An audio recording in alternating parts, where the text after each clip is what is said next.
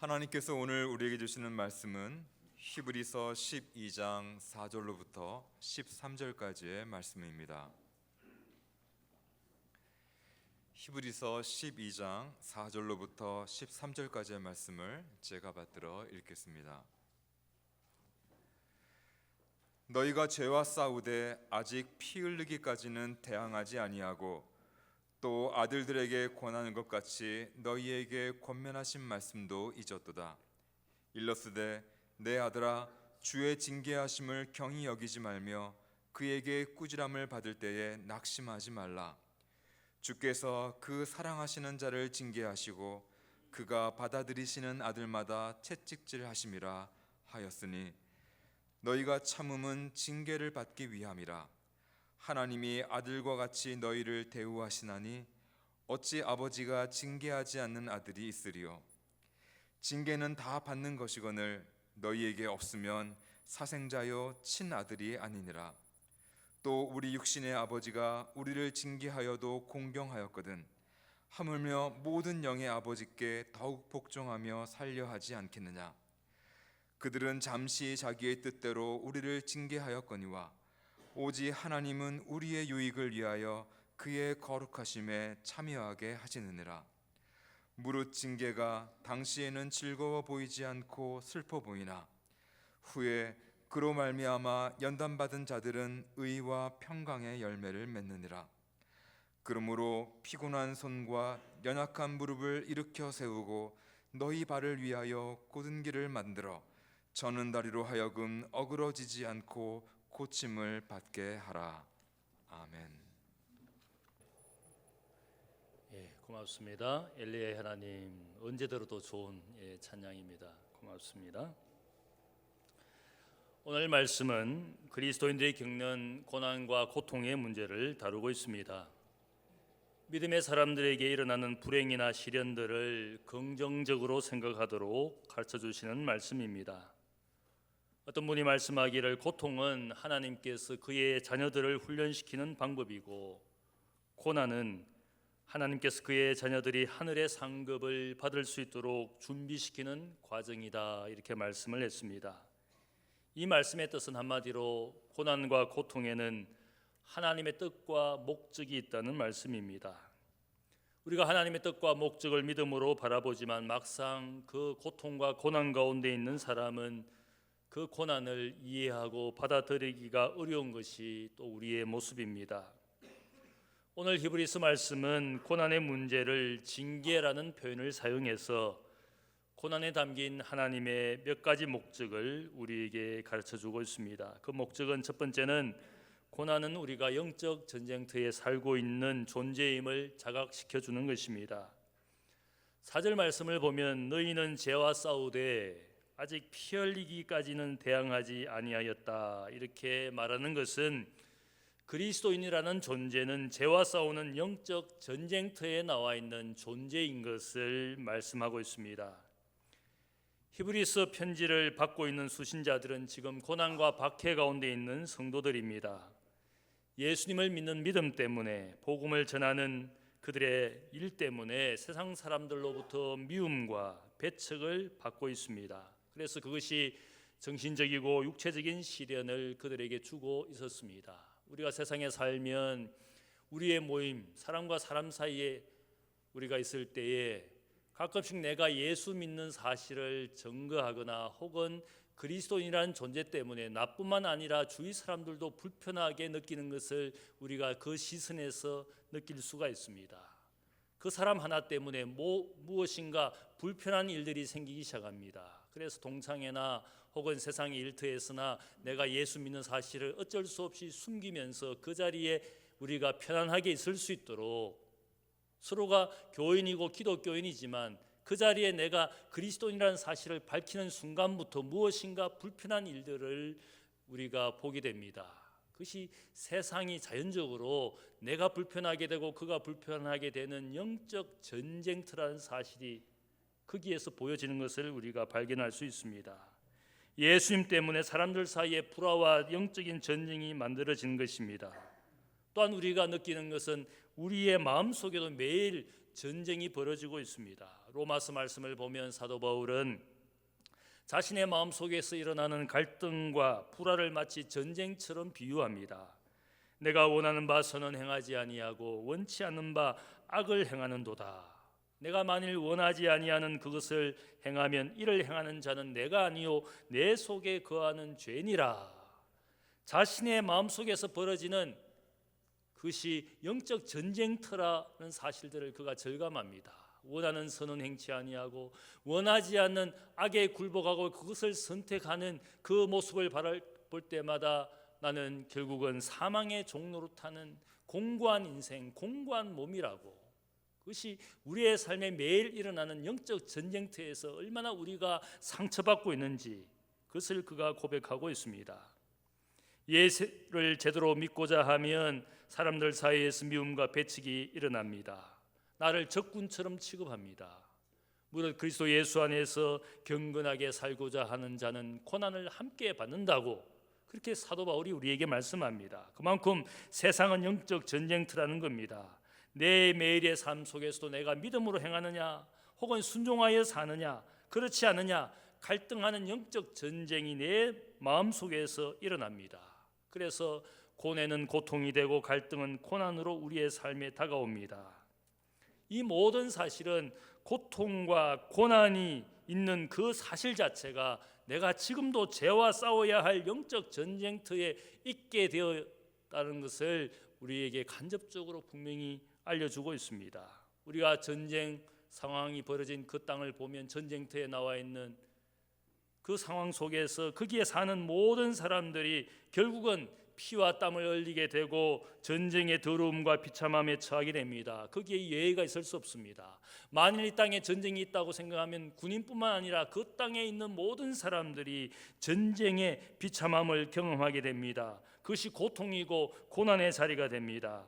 누구도 홀로 평화로울 수 없고 혹은 전쟁의 더러움과 비참함으로부터 피해갈 수 있는 사람이 아무도 없습니다. 그 사실은 내가 지금 전쟁터에 있다라는 사실을 알려주고 있습니다. 전쟁이 있어서 그러한 비참함을 경험하고 고통을 경험하는 것은 고통과 고난이 있다는 사실이 내가 영적 전쟁터에 나와 있다라는 사실을 알려주고 있는 겁니다. 12장 2절 말씀을 보면 예수님의 십자가에 대해서 이야기합니다. 이것은 단순히 십자가의 처형을 그래서 주님께서 그런 불행을 당하였다라는 것을 알려주기 위한 것이 아니라 이 십자가의 고난과 죽음이 무엇을 말하느냐, 바로 영적 전쟁의 클라이막스와 같은 사건이다.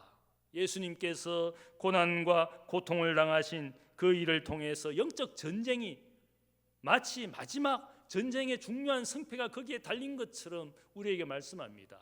예수님이 십자가에 달리셨을 때에 지나가는 사람들의 입술로 혹은 누군가의 입술로 예수님을 조롱을 합니다. 멸시를 합니다. 너 자신이나 구원해보라. 너가 다른 사람을 구원하는 메시아라고 큰 소리 치지만 너 자신도 구원하지 못하니까 차라리 십자가에서 뛰어내리라고, 그래서 자신이라도 구원해보라고 그렇게 조롱을 합니다. 그것은 사람들의 입술을 통하여 마귀가 주님을 시험합니다. 십자가의 고통 질 필요가 없다. 너는 메시아이지 않느냐? 능력 많은 메시아이지 않느냐? 구태여 고난과 고통을 감수하지 않더라도 메시아이지 않느냐? 그런 능력이 있지 않느냐? 예수님께 유혹했습니다. 예수님이 40일 금식하시며 광야에서 굶주리실 때에 사탄이 예수님의 사역 초기에 나타나서 예수님을 시험합니다. 세 가지 시험 중에 마지막 시험이 무엇입니까? 세상 만국 영광을 보여줍니다. 너가 나에게 엎드려 절하면 이 모든 영광을 거저줄 것이다. 구태여 메시아로서 고난과 고통을 받지 않고도 나에게 엎드려 항복하고 절하면 메시아의 영광을 쉽게 얻을 것이라고 예수님을 유혹했습니다. 예수님의 사역의 시작도 마지막에도 사탄은 이 영적 전쟁에서 쉬운 길을 가도록, 고난과 고통의 길을 피해 가도록, 예수님의 마음속에도 고통과 고난을 피해가고자 겟세마네 동산에서 기도하셨던 내용이 뭡니까? 고난의 잔을 피해갈 수 있으면 좋겠다. 인간 예수의 마음속에는 고난과 고통 없이 이 구원의 길을 이루어가기를 원했지만, 그러나 고난과 고통은 바로 메시아가 우리를 위하여 고난당하시고 죽음당하신 그 영적 전쟁에서 고난을 통해서 승리하시고 영광을 받으실 길인 것을 주님은 아셨습니다. 그래서 고난과 고통의 십자가를 지신 주님이었습니다. 예수님을 믿기 때문에 우리에게 있는 고난과 고통이 있다면 분명한 것은 내가 영적 전쟁터 한가운데 있다는 사실입니다. 헨리 로드라는 분이 그의 두 아들이 2차 세계대전에 참전했다가 두 아들 다 전사했습니다. 전쟁은 끝났지만 두 아들이 죽은 사실이 너무나 한이 되어서 이분이 불면증과 정신질환에 시달리기 시작했습니다. 정신과 의사와 상담하는 가운데 정신과 의사는 그에게 몇 개월간 휴직을 하고는 좀 쉬라고 그렇게 그에게 권면을 했고, 그래서 이분이 의사의 말을 듣고 직장을 잠시 휴직하고는 저 해안가에 집을 빌려서 거기에서 휴양을 보내기 위해서 거기에 갔습니다. 몇 개월 지내는 동안 그 해안 마을의 한 소년을 친구처럼 사귀게 되었습니다. 론이라는 이분과 또 이 소년이 어느 날 해안가를 걸으면서 대화를 나누고 있는데 두 사람의 눈에 저 마을에 성조기가 걸려 있는 것을 보았습니다. 어떤 집에는 성조기가 걸려 있는데 거기에 은빛 별 장식을 달고 있고, 또 어떤 집에는 성조기가 걸려 있는데 금빛 별 장식이 있는 것을 보고는 소년이 궁금해서 이 로드라는 분에게 질문했습니다. 아저씨, 왜 성조기가 집에 걸려 있고 성조기를 장식한 별 색깔이 다른가요? 로드라는 이분이 소년에게 대답을 해줍니다. 성조기가 걸린 집은 그 집의 아들이 참전 용사라는 것이고, 은빛별 장식을 한 것은 그 집의 아들이 전쟁에서 살아서 돌아왔다는 것이고, 금빛별 장식을 한 그 성조기는 그 집의 아들이 전사했다는 표시야. 그렇게 설명을 해주었습니다. 이 말을 가만히 듣고 있던 소년은 저녁 하늘을 바라보면서 별을 보게 되었습니다. 그리고는 감탄해서 소리를 질렀습니다. 아저씨, 그렇다면 지금 밤하늘에 금빛 별이 찬란한 것은 하나님이 전쟁터에 보낸 그 아들이 전사했다는 뜻이네요. 소년의 순진한 대답에 이 헨리 로드라는 분은 두 아들이 전사해서 고통 가운데 지내다가 그 소년의 말을 듣고 영적인 진리를 발견했습니다. 그래, 맞아. 하나님께서 아들 예수를 전쟁터에 보내셔서 가장 큰 전쟁을 벌였고, 저 별이 금빛인 것은 그분이 전쟁터에서 죽었지만 영광을 받으셨다는 거야. 두 아들은 죽었지만 나라를 위해서 자기의 목숨을 바치고 그 죽음이 결코 헛되지 않고 별처럼 빛나고 있다는 사실을 그가 그 사실을 깨닫고는 위로를 받았습니다.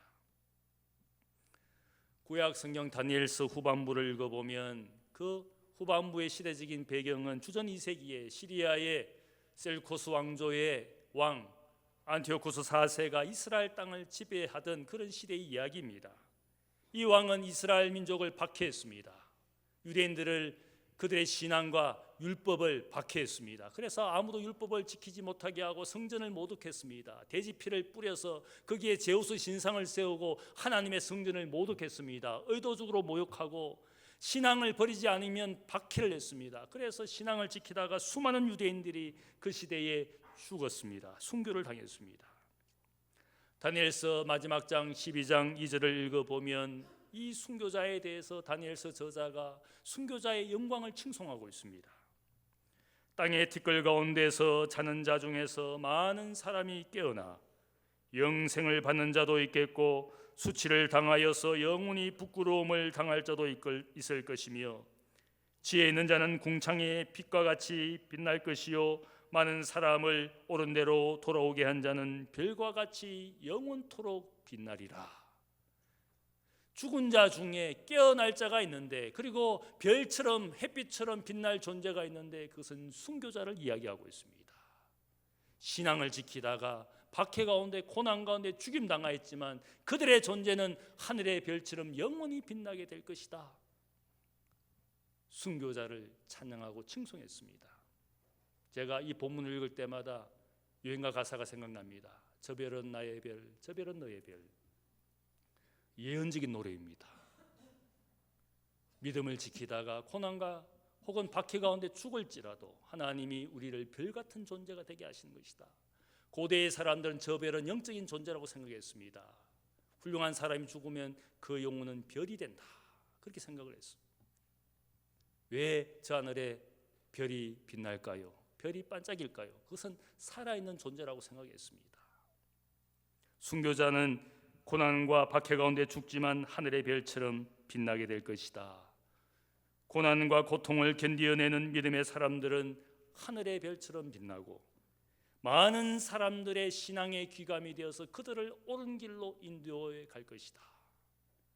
마지막까지 신앙과 믿음 생활을 잘하다가 여러 가지 어려움 가운데 돌아가신 분이 있다 할지라도 그분의 신앙을 생각합니다. 하늘의 별처럼 빛나고 어둠 가운데 있는 영혼들에게 그가 별처럼 우리의 신앙의 귀감이 되어서 별처럼 빛나고 있는 것이 오늘 이 허다한 많은 증인들이 구름처럼 우리를 정인이 되고 그들이 믿음의 목격자가 되고 그래서 우리를 인도하고 있는 겁니다. 고난과 고통이 있다면 우리가 여전히 영적 전쟁터 가운데 있다라는 사실을 알려주고 있는 겁니다.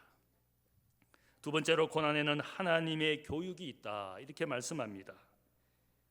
히브리서 12장은 고난은 하나님 아버지의 목적이 있는 것이다 그렇게 분명히 말씀을 하면서 그것을 징계와 꾸지람으로 구체적으로 표현합니다.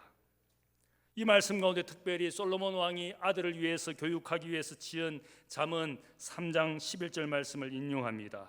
내 아들아 주의 징계하심을 가볍게 여기지 말며 그에게 꾸지람을 받을 때에 낙심하지 말라.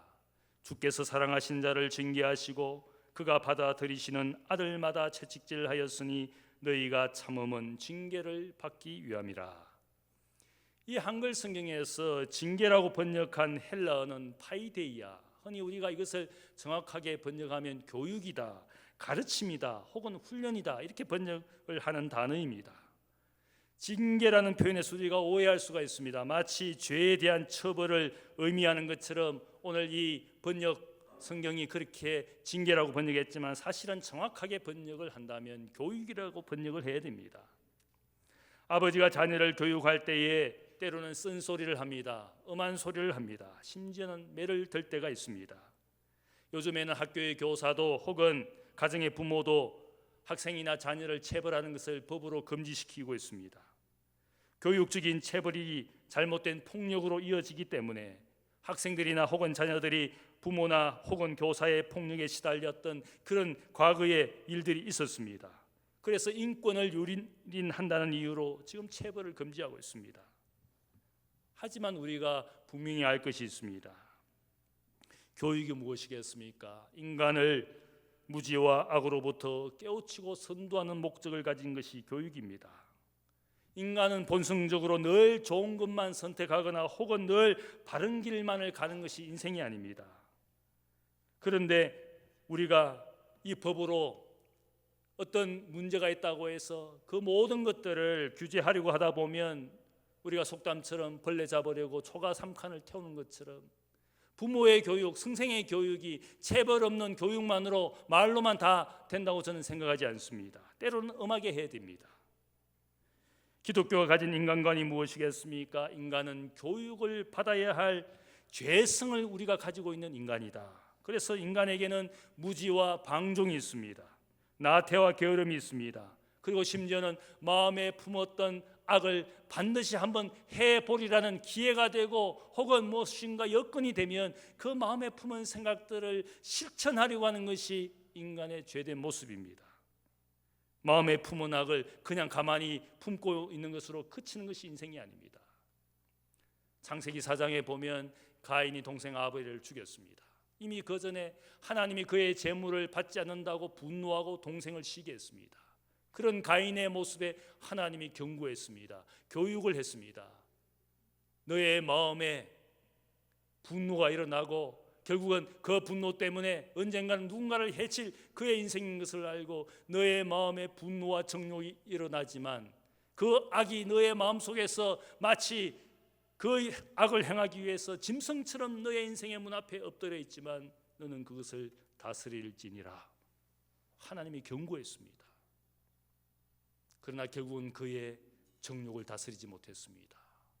제 마음을 품고 그것을 품은 것으로 그치지 않고 결국은 동생을 자신의 칼로 죽이는 것이 인생이라는 겁니다.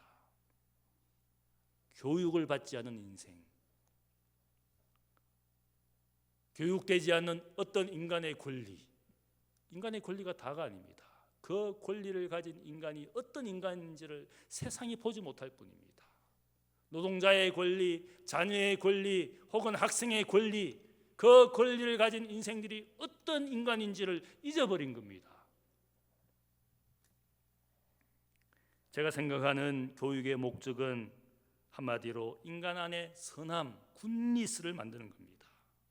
인간의 이 죄성에서 교육을 통하여 인간이 선한 생각을 품고 혹은 선한 행동을 하도록, 요즘 교육을 통해서 지식을 쌓게 하고 혹은 입시를 준비하게 하고 우리 자녀들이 성공과 출세하는 길로 가는 것이 이 교육받는 사교육도 혹은 공교육도 다 그런 목적을 가지고 한다고 생각할지 모르지만 그것은 교육의 진정한 목적이 될 수 없습니다. 교육을 통해서 인간이 선한 생각을 품고 선한 행동을 하고 드디어는 공공의 선을 행할 수 있도록 교육하는 겁니다. 만일 그런 교육이 없다면 우리는 서로 생존하는 것이 불가능한 세상이 될 겁니다. 서로 탐욕적으로 서로 이기심을 가지고 자기의 원하는 것만 이루고자 한다면 이 세상은 끝없는 탐욕과 방종 가운데 서로를 해치는 세상이 될 겁니다. 남을 경시하고 억압하고 착취하고, 그것이 우리의 모습이지 않습니까? 가만히 놔두면 인생은 그렇게 되는 겁니다. 그래서 우리가 인간적인 약점과 부족함을 가진 부모이고 선생이지만 교육을 하는 데 있어서는 부모는 자녀를 사랑하는 마음으로 교육을 합니다. 마찬가지로 교사도 학생들을 적어도 바르게 인도하려는 그런 목적을 가지고 하기 때문에 부모의 존재, 선생님의 존재를 우리가 인정하고 공경하고 존경해야 되는 겁니다. 그들이 없다면 교육이 있을 수 없기 때문에. 그래서 9절 말씀은 우리에게 말합니다. 그들 존재도 하물며 공경하고 존중하는 것처럼 우리 하나님은 어떤 분인가?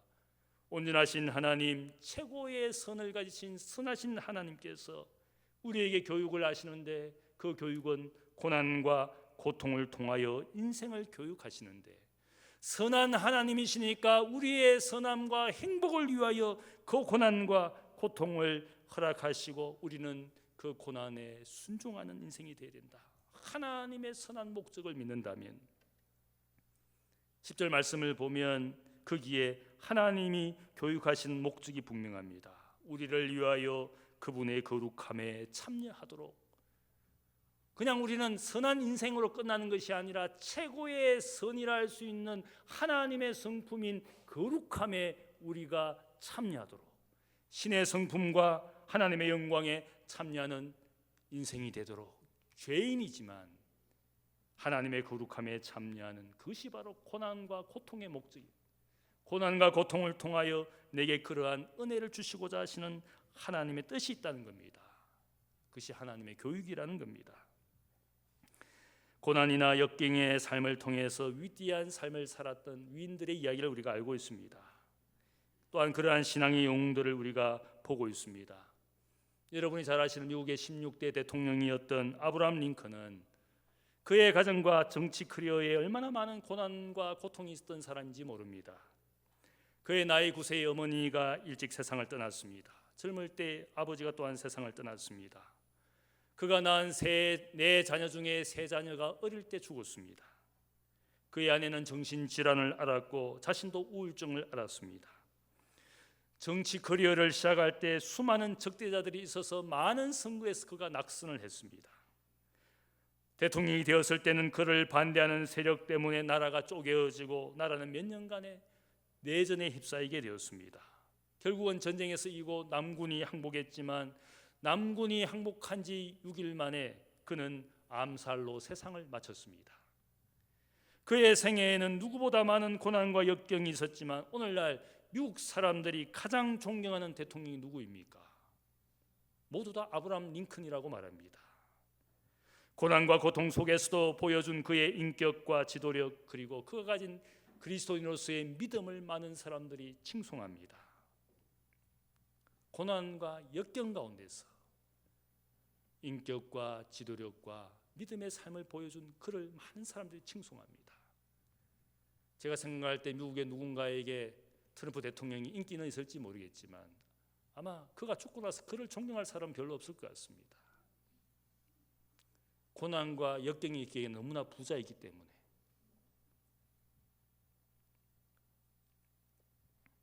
고난에서 빛난 삶을 살았기 때문에 링컨 대통령의 비극적인 삶과 죽음에도 그를 별처럼 빛나게 했습니다.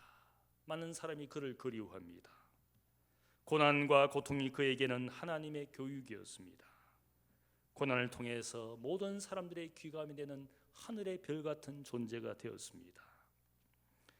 세 번째, 고난에도 우리가 여전히 하나님의 사랑 한가운데 있음을 알아야 됩니다. 오늘 본문에서 가장 강조하는 것은 고난과 고통은 하나님이 우리를 버리시는 처벌 같은 징계가 아니라고 말씀합니다.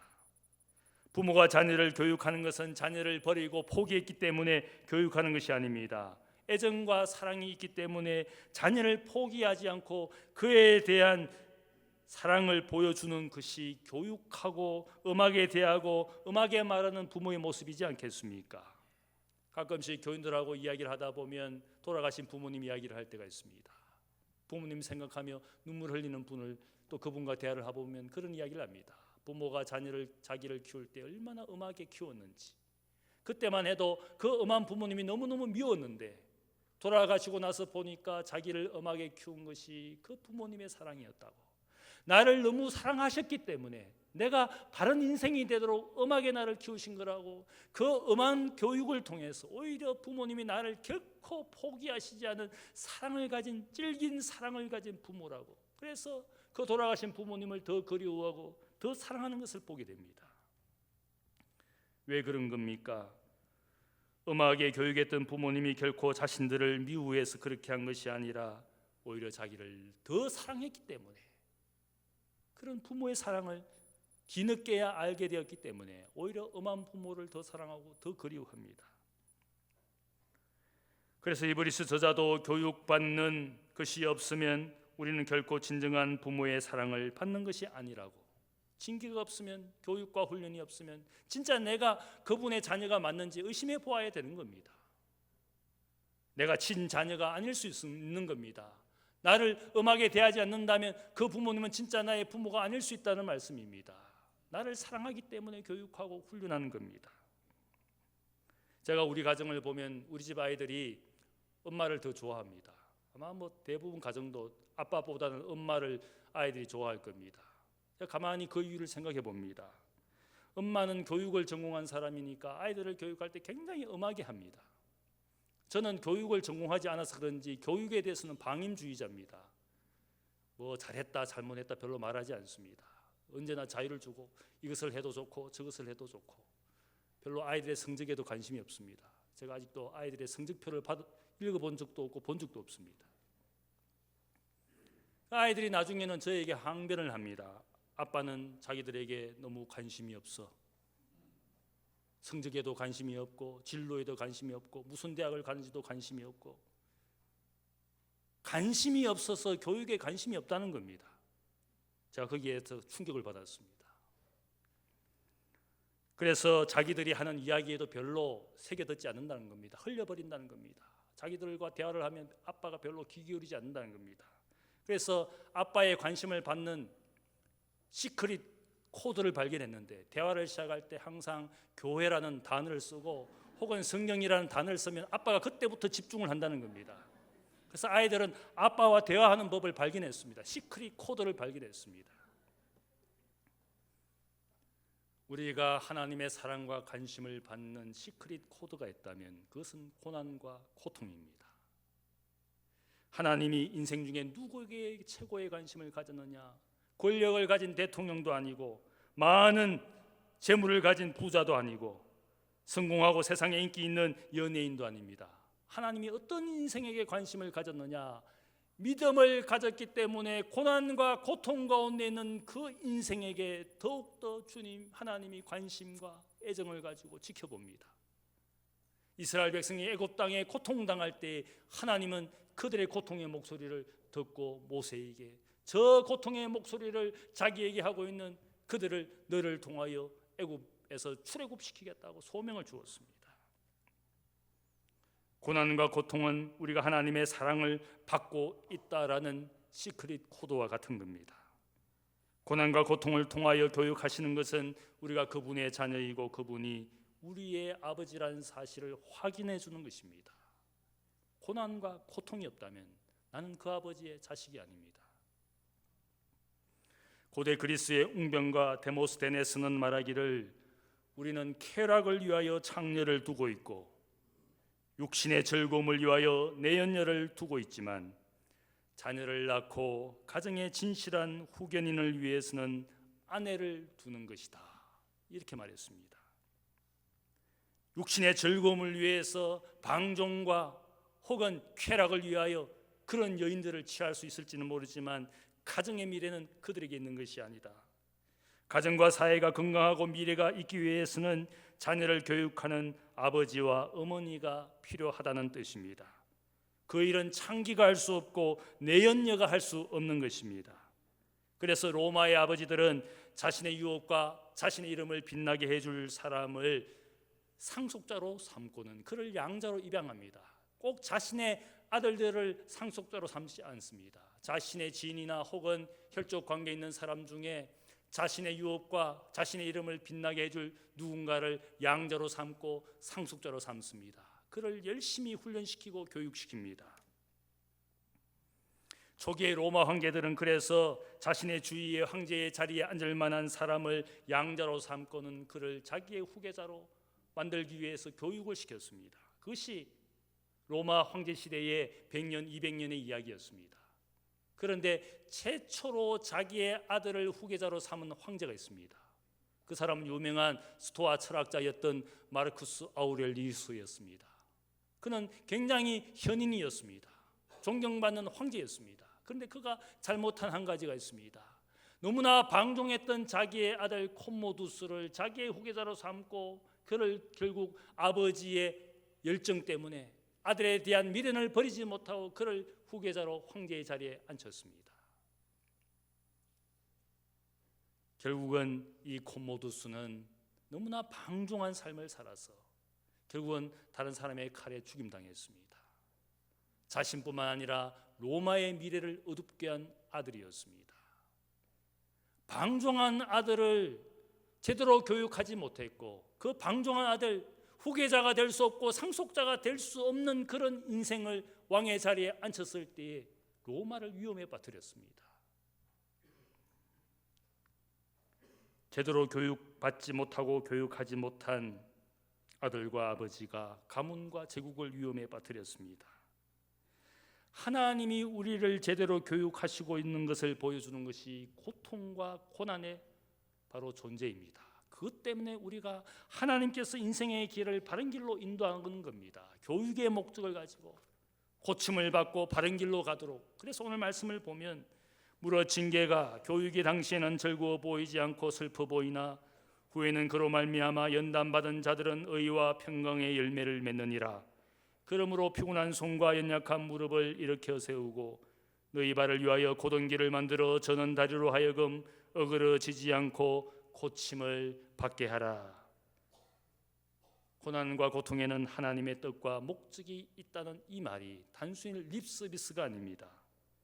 거기에서 하나님의 사랑을 우리가 깨달을 수가 있습니다.